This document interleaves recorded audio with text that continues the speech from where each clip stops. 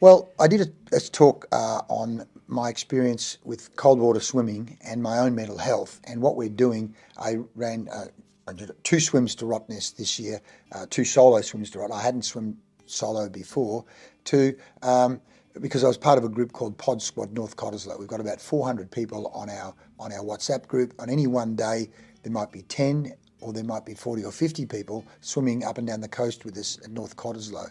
And from my own experience, I mean, I know it's not just physical health I do it for, I do it because I know I'm a better person, I'm a happier person when I've exercised, when I've done the swim.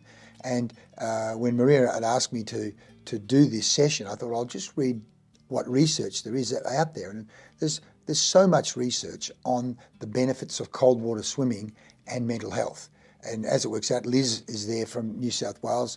Her whole area of research is the relationship between mental health, depression, inflammation, and cold water swimming.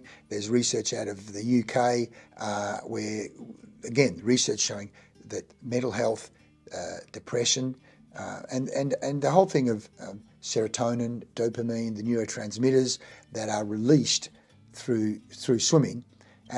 And it's the act of swimming, it's being in nature, it's the breathing and the mindfulness component, but it's also the social connection part. You know, Professor Martin Seligman from University of Pennsylvania in his School of Positive Psychology said the number one predictor of positive mental health is number of social connections.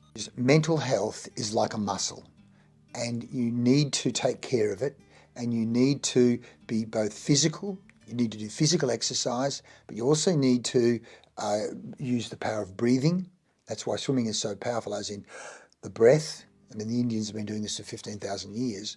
The power of mindfulness and breath, physical activity, and the social connection.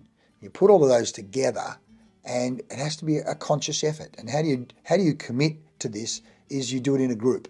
You do it with other people. When you say, I'll be there at 5:30 in the morning, now you go, oh my God, I've got to be there at 5:30 in the morning. It's that commitment factor.